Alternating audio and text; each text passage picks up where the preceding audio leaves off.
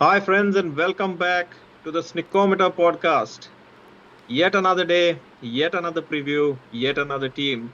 It's the time for the Rajasthan Royals today. Now, I've always maintained that I have a soft corner in my heart for teams that haven't won the title or teams that have just won the title maybe once or twice, which is the reason why after Delhi Capitals, Royal Challengers Bangalore, and the Punjab Kings, my love in the IPL is for SRH and the Rajasthan Royals. Apart from the fact that when they won this tournament in the first IPL ever under the leadership of the great Shane Warne, there was a Goan cricketer by the name of Swapnil Asnodkar who played a phenomenal role in that title run, and which is Goa why I've always loved this team. and the Goa connection. And the Goa connection. Absolutely. Cannot ever forget the Goa connection. I'm wearing a very colorful t-shirt as well. It is T20 fever time. We're close to the T20 World Cup. And I thought, what better way than to celebrate that by wearing the official t- t-shirt of the T20 World Cup that was held in Australia. This is the one where England were champions, Pakistan were finalists, and India got knocked out in the semis. So yeah, I watched that whole tournament in Australia. It was a bittersweet tournament because both my teams lost in the semi-finals. Um, a warm welcome to my friend in Mumbai, Sarvesh. Quick question for you: how has been this experience of bringing together all these previews for you? Yeah, absolutely fantastic. The reactions that we are getting on Twitter and on YouTube as well. People have been commenting. People have been saying that it is adding value, lot of value. So that's always good to hear. Appreciation always helps. And some of the remarks that we have been getting, some of the suggestions that we have been getting, we have been trying to improve on that as well. So yeah, it's been a good learning curve. It's been a bringing content, quality content has always been our motto. So I think yeah, it's been a good start. Absolutely, couldn't agree more. Now, if you haven't followed us already, give us a follow on Twitter, on Instagram, and definitely on YouTube. Click that subscribe button, click the like button, the bell icons, whatever you can. Support in any form is always appreciated. Right, let's get cracking. If the Royal Challengers Bangalore finished with 14 points and on sixth place, the Royals finishing one step above them in fifth place, same number of points, but with a slightly, and when I say slightly, a very slightly better net run rate by a whisker. Um, Again, a 50-50 kind of season for them, very similar to the Bangalore team. There, but not quite there. What is their story, Sarvesh? So we spoke about RCB and their net run rate. If you see, they lost their fifth spot to Rajasthan because of that net run rate. So if you see Rajasthan, 50% matches won, and there's an interesting story about Rajasthan. At the end of I think eighth game, I think they had 10 points on the board. So yeah, they had lost three matches. So they had won five matches. They had 10 points on the board, and 10 points from eight games is not a bad return. So you just need to win three matches out of the remaining six. So one would say that you just need to win 50% of the matches to reach that 16-point mark where you normally qualify for the knockouts. But somehow they completely got derailed after that eighth game. You see that they lost against MI, GT and SRH. They lost three games back to back, and that match against SRH was it was cruel on them. If you remember, Abdul Samad hitting that six on the last ball, Sandeep Sharma bowled at no ball before, and that match entirely turned. And I think that was the key moment in this season because uh, had they won that game, they would have actually gone on to finish in top four, in my opinion. So I think that was a game changer for them. And again, if you lose three matches near the business end of the tournament, then you're in for some trouble. I think they had a very good start, but business end was not so good for them. Like you mentioned yesterday when we were speaking about the Bangalore team, three of their batters got majority of their runs. We're seeing here a bit of a pattern with Rajasthan as well. Yeah. That their top three batters, Yashasvi Jaiswal, Butler, Samson. Now, although Butler's got runs, this wasn't the Joss Butler from the previous year when he was scoring runs for fun. Um, and I think those batting stats tell their own story in some ways, don't they? Yeah, Josh Butler averaging under 30 with strike rate of under 140. That's not a good sign. You never see Josh Butler playing 14 games and scoring less than 400 runs. So clearly, Rajasthan expected a lot more from Butler. He could not get going. In most matches, it looked like he's struggling. So in some of the games, even when he was playing in sixth or seventh over, it always looked like he's not in. So that was the kind of season Josh Butler had. And again, they had to play Sanju down the order in some of the games because they had that issue with Padikkal as well because they could not. Padikkal, they had to bat him in top three. So Samson had to play that finisher's role. In one of the games, Samson came very late, I think 12th or 15th over, somewhere around that. So Sanju was batting too deep. Butler was not getting enough runs. That was the season. And having said that, Jaiswal was not bothered about anything about this. I mean, he was in his own league. He was batting. He scored 625 runs at an strike rate of 160, around 164, average of close to 50. I mean, those numbers: 26 sixes, 82 fours. I mean, fabulous, phenomenal. 77% of the runs scored by Jaiswal were in boundaries. That tell you that he's a proper cricketer. He's smashing it in Test cricket as well. And when somebody with proper cricketing shots scores so much in boundaries, then you know that you have a special talent with you. So Jaiswal is somehow one of that players. Yeah, couldn't agree more. I mean, there's so much been written about Yashasvi Jaiswal in the press not just because of his exploits in the IPL, but then for him to follow up those in Test cricket in any format for that matter that he's played for India. I'm just fascinated by the fact that it just seems too good to be true.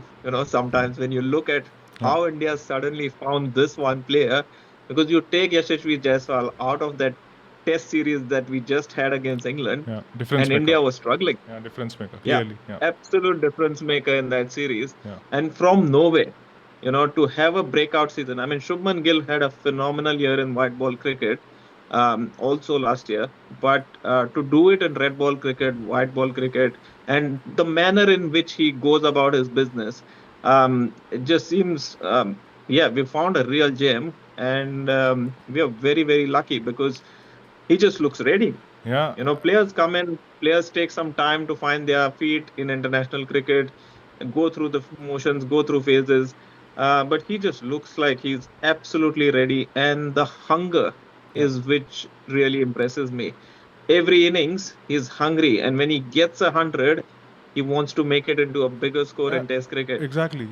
He's Yeah, just 21, 21, 22. I think he's in early 20s. He's showing that maturity that he has in him and the kind of temperament that he has shown till now. I mean, it's phenomenal. I have posted something on Jaiswal before. I have seen that pattern with Jaiswal. If he fails, if he gets out cheaply, in two innings, let's say he doesn't make 50s in two consecutive innings, then he has that record where he makes up for that in his third innings. So his bad run of games, it never goes beyond three games. He makes sure that in his third game, after getting out cheaply for twice, he makes sure that he scores enough runs and makes up for those two failures. So that's the kind of player that we have, and he's still in early 20s, still very young, still learning. So I think it's going to be the one for the future. I hope he keeps giving headaches to the selectors because he's thrown this T20 World Cup debate wide open with his performances. And I don't think there is any doubt as Yeah, to who's going to be opening the batting for India in that T20 World Cup. absolutely. Right. Let's have a look at that bowling Yeah. card from last year. So we had Chahal on the fifth spot. He had a good season, very good season, and then Ashwin is also there on 15th spot. And if you have two players, two bowlers in top 15, then normally it's a good sign. I think both of them did a fair job. Trent Bolt was there, but I think Trent Bolt 13 wickets. Uh, you probably expected more from Trent Bolt because we know what Trent Bolt can do. He has done that in the past, and if he knows how to take wickets with the new ball, he just knows he just has that craft in him. But I think his game with the older ball was something which let him down, and then Rajasthan had to drop him near the business end of the tournament. So I think Trent Bolt, they probably expected more for him. You make a good point about Bolt. And look, I live in New Zealand. We see a lot of Trent Bolt. He's still in the scheme of things for our white ball team. Um, there is a feeling around New Zealand at the moment that Trent Bolt is not the Trent Bolt who was about 2 or 3 years back. He's lost a yard of pace. He's lost a bit of his swing. He was known for that big booming in swinger that used to bring the ball back into the right hander. Now, I've spoken to a few bowlers, and they seem to think the latest batch of Kookaburra balls that has been coming through the years doesn't really help. But in saying all of that, uh, as we always say, you have to keep evolving as a player and keep adding to your skill set. And I think Trent Bolt has got only limited number of tricks in his armory at the moment. He's getting found out a lot. He's going for runs, which he never did before. And I think that effectiveness, as that graph is showing us right now, at the top of the innings, fantastic still.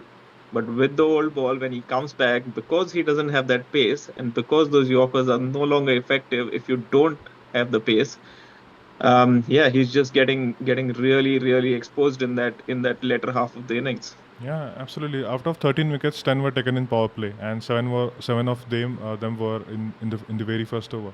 So 31 wickets were taken in the first over in the entire last season, and out of those 31, seven were taken by Trent Bolt alone. So you can imagine It's the a kind of, remarkable stat, yeah, isn't it? absolutely, you can imagine the kind of start he was giving consistently. But then after power play, he has just picked up 3 wickets. So, like we just discussed, with the older ball, I think he was not that effective, and that basically is the reason why his stats look so dull at the moment.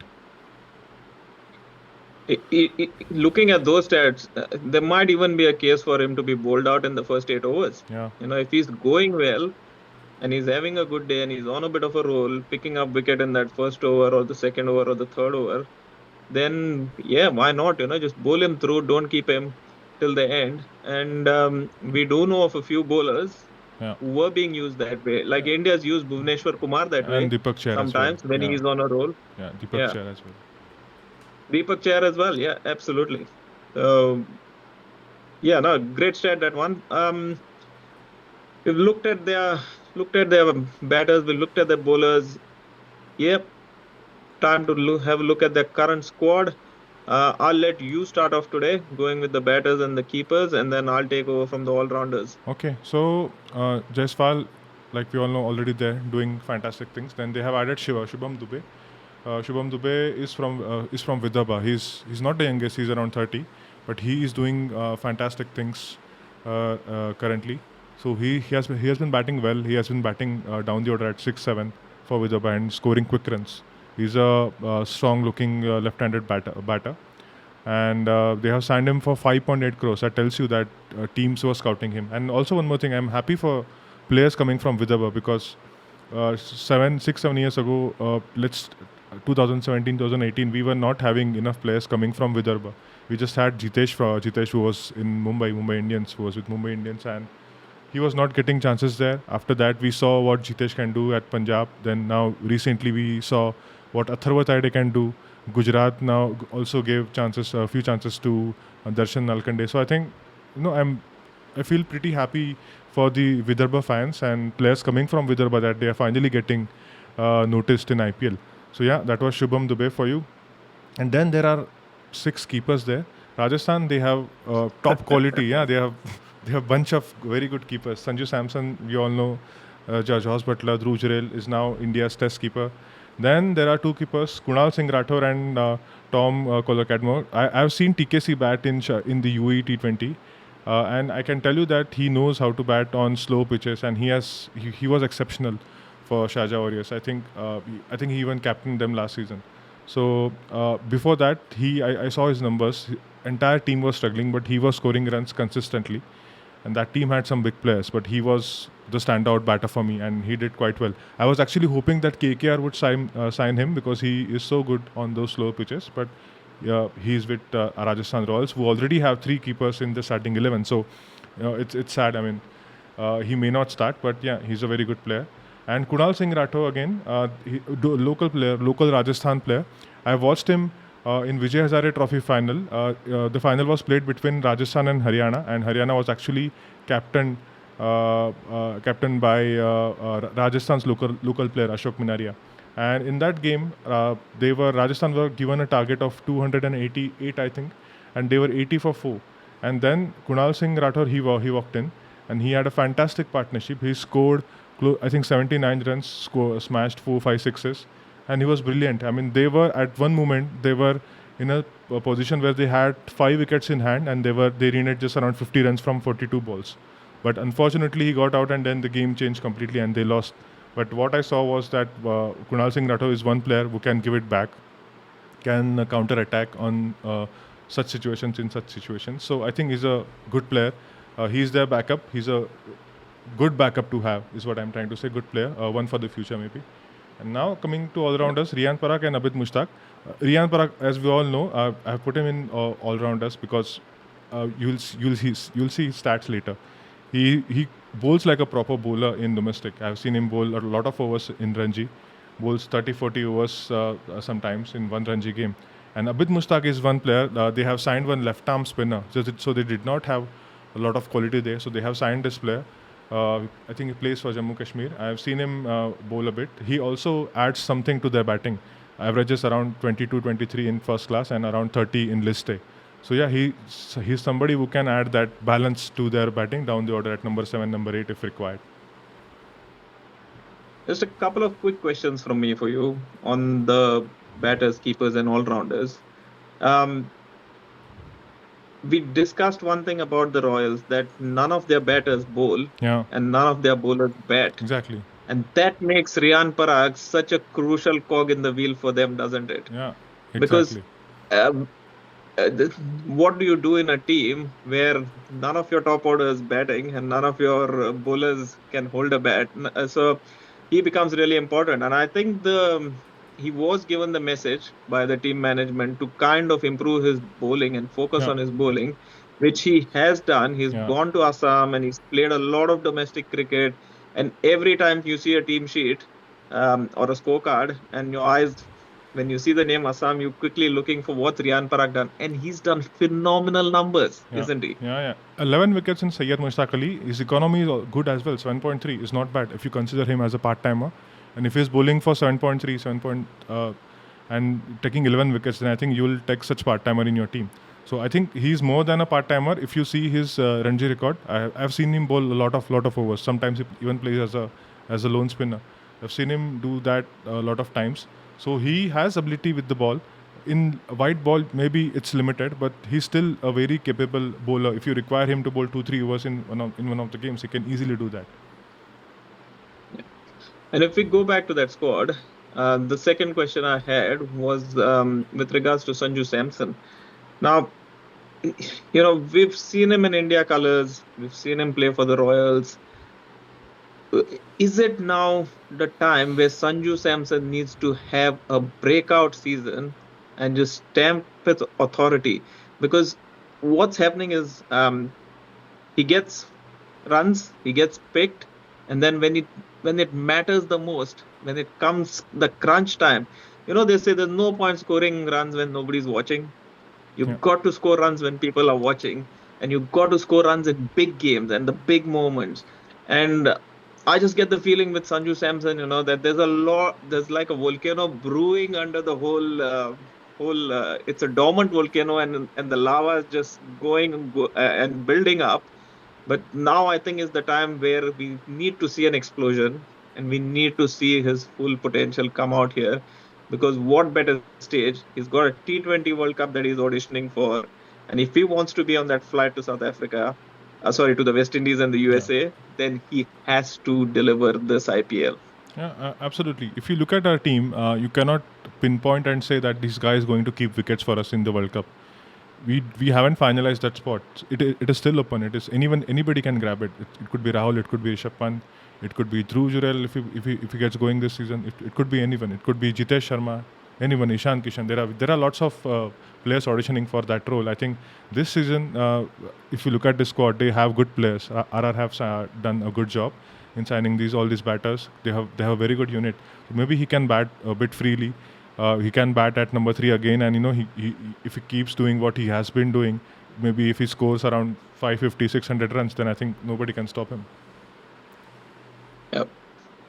Perfect. Like, good time to talk about the bowlers. Now, big news. We all know about Prasidh Krishna out of this year's tournament. So massive blow because an India player and one of a big name, a big local fast bowler, to lose him out without a ball being bowled, quite a big blow. They've got Avesh Khan in their ranks now. They've got Kuldeep Sen, two very good bowlers. Again, both have played for India. I think Kuldeep Sen also has played 1 or 2 games for India. I think, yeah. Yeah, can't remember when, but I remember him playing for India at some stage. Sandeep Sharma, IPL veteran, so very, very reliable.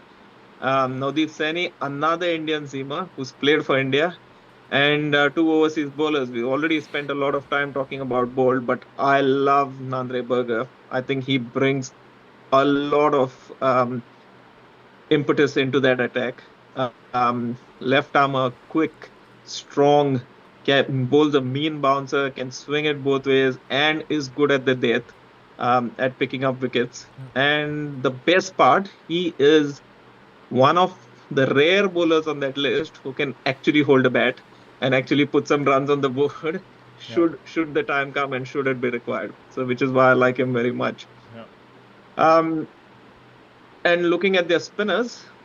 I'm sorry. Yeah, let's go back. Yeah, no, that's all good. We've got. This is another interesting part of the Royals is they've just got 3 spinners, 3 frontline spinners. One big name in Ravichandran Ashwin, one IPL giant legend in Yuzvendra Chahal, and then an overseas spinner in Adam Zampa. All 3 class acts, all 3 very experienced. But when you look at that team and the way it's formed, you just look at that team sheet and say, yeah, Ashwin and Chahal are basically going to play each and every game. And Zampa is going to only come in if they get a pitch, say like Lucknow or somewhere, wherein it's turning square, or if there is an injury to either Chahal or Ashwin. So he's only a backup there. Yeah, that's as far as the bowlers are concerned. And if you look at their stats. So these are the stats for the domestic batters. Phenomenal numbers for Riyan Parag. He was the highest run scorer for in Syed Mushtaq Ali. Also taken 11 wickets.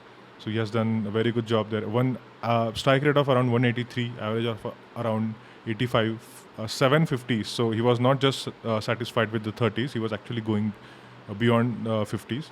That's a very good season that he had. And again, Shubham Dubey, like I said, plays for Vidarbha. Bats slow down the order and can hit it really well. You can see that from his strike rate, around 187. So again, he's a good addition to that squad, and rest of it is pretty much we already know about them. Sanju, Yashasvi, and what Dhruv Jurel can do. Yeah, no, that's a great. And look, those numbers by Riyan Parag, phenomenal. And I just hope that he has a good IPL. Not, leaving all the drama outside the pitch that goes around Riyan Parag, leave it all to one side. He is talented, which we all know. Those numbers, you cannot put up those numbers if you're not talented. I just think that if he doesn't realize his potential, we are likely to miss out on some genuine talent that is available in this country. So for that sake, I just want him to do really well in this tournament. Yeah. Quick look at the bowlers. Chahal had a good season domestic. We all know what he can do, but he's still doing that in domestic season. He has done it for India as well. So you can say that he's in a very good nick at the moment. He's in a very good form.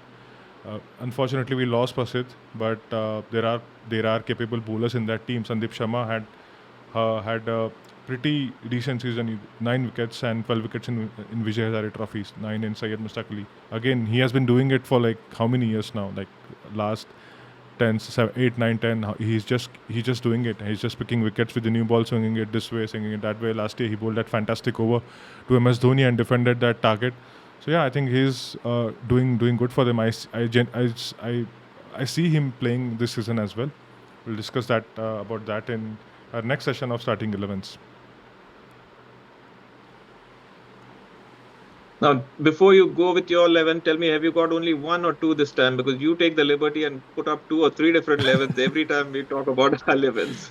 It's just fun. It's just fun, and just one alternative to Trent Bolt. That's it.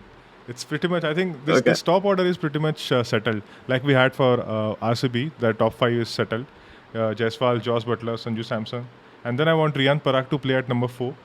Mainly because you want Riyan Parag to get in and not start swinging, slogging from the very first ball. We know what he can do. He'll swing his bat. He'll score those sixes. But I want him to get in, play 5-6 deliveries, and then get going. So that's why I have put him at number 4. Then Dhruv Jurel, we know what he can do. He has done phenomenal job for them last season. I actually tweeted that if Rajasthan shows enough faith in Dhruv Jurel, give him at least 50% of the chances that they gave to Riyan Parag, they will actually have a fabulous player with them. And we all saw what Dhruv Jurel did. So again, Dhruv Jurel walks in. And then at 6 and 7, I have picked up the two West Indian finishers, Hetmeyer and Roman Powell. I think Roman Powell is required in that team, primarily as a finisher, because we know he struggles against spin. We saw his struggles against leg spin. So better put him at number 7 as a finisher's role. We know how long he can hit, and we remember that game. If you remember that game when Rishabh Pant actually walked in, they required 35 runs in the last over, and he was not stopping. He actually kept them in the game no ball game, wasn't it? Exactly. So we know what he can do. I did that. So that's why I kept him at number 7. And then this was, by the way, this is assuming they bat first. So there are 7 batters, and then Ashwin, Chahal, and then one of Trent Bolt and Berger. Now what I'm thinking is, if Trent Bolt plays, then they do not require Sandeep Sharma, because Trent Bolt can bowl with the new ball. He, like you said, maybe they can use him for 3 overs up front and just keep 1 over, maybe immediately after 15th over, maybe over number 16. That's how they can use him. If that happens, then they actually can go with Avesh Khan, and then Kuldeep Singh can come in, who can bowl at the death as well. We know the kind of speed that he's got, that he has. So he can bowl there. So this is what I'm thinking. And if Nandre Berger actually plays in place of Trent Bolt, then they need that Sandeep Sharma brilliance with the new ball. They should allow him to bowl 2-3 overs with the new ball, and then he'll basically do the job which Trent Bolt was doing for them, take wickets with the new ball. That's how I think.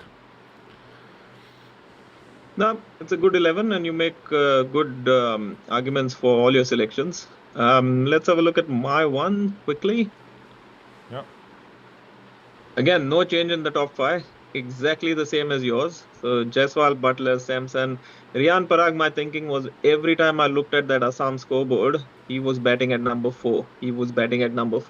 And I just want him to have a great season. I don't want to change anything for him. So I'm going to put him exactly in the spot that he's comfortable and scored all those runs in, which is why he's at number 4. Dhruv Jurel, spoken enough about him. Got Shimron Hetmeyer at 6 in the finisher's job. I think if you have a top 6 like that, I am ready to forgo a foreign national player for an Indian player at that 7 role, because in case they lose some wickets and they need a little bit of batting backup towards the end, I'm happy to go with Dubey or Rathore. Dubey has been phenomenal, and I read an article about Dubey that he's a tremendous 6 hitter apparently. Yes. Hits 6s for fun.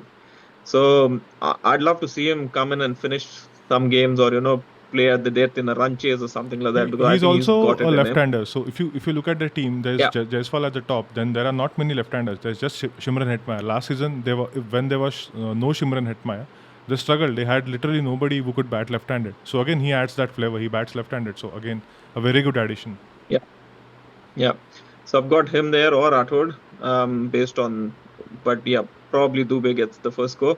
Ashwin there at number 8. No questions asked. Chahal at number 9, no questions asked. Um, I've got both Bolt and Berger there, and the reason I got Bolt, because I'm half a Kiwi, and I love my Kiwis who play in the IPL. But he's been a legend, and I'm hoping that he comes back in this IPL. There's a lot of talk about, is this the end for him? Is he going to that T20 World Cup? Is he one of the 11 best cricketers in New Zealand at the moment? I'd like to prove his detractors wrong and prove me wrong, because I've got a few questions in my head about him as well.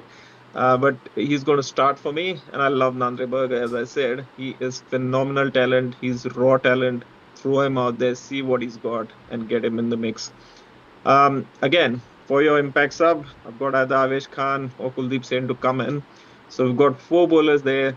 Avesh and Kuldeep can be the fifth. And I'm also going to get Riyan Parag to do a lot of bowling in this IPL, because he is in good bowling form and rhythm in the Syed Mushtaq Ali and the Vijay Hazare trophy that we've seen. So that's my 11. Yeah, I think Right. it's a So very that good 11. brings I us. think the point that you made about Riyan Parag and bowling, I think we have seen him bowl before.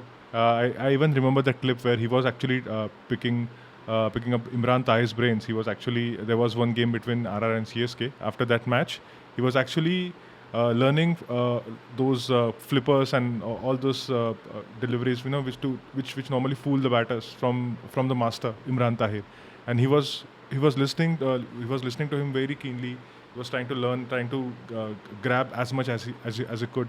So I think, yeah, there's plenty of talent there in his bowling. I think it's time that he realizes that it's time that he actually performs with the ball as well. Because I particularly remember saying this, that there is nobody in the domestic setup right now who could play 50 overs game, who could play the 50 overs format and actually give 10 overs with the ball and actually bat in top six. There are not many players who can do that. So Riyan Parag is probably the only one in that category. So yeah, I rate his bowling. Maybe it's time for his bowling as well this season. Look at the bane of India also. Team India also does not have a lot of people who can bat and bowl, and that becomes our biggest issue Yeah, when we play international cricket as well. yeah, Not absolutely. suggesting anything. I think Riyan Parag should just focus on this IPL, not Yeah, think too hard about anything. exactly. Let his bat and his ball do the talking, rather than his fingers on Twitter. Um, well, it's been it's been fascinating, bringing all these previews to you. Um, where will the Rajasthan Royals finish this year will depend on a lot on how their top batters go and how their bowlers can step up as well. But all in all, it looks like a well balanced team that, if they do play to their potential, and that if is a big if with every team in this IPL, is if they do play to their potential, they've got a very good side to kind of go really deep into this tournament. Any final thoughts before we sign off, Sarvesh? I think we have now 4 teams left. So I'm thinking if anybody has any suggestions about them, like how should we cover? Because top 4 teams they normally do not have a lot of loopholes. So if you have got any suggestions, like how should we cover, like what do you want to see, any feedback, again, you're absolutely welcome. You can put those comments in the comment section. You can give us the feedback that some of you have been already giving it. So we like that. Keep doing it, and just, yeah, keep watching.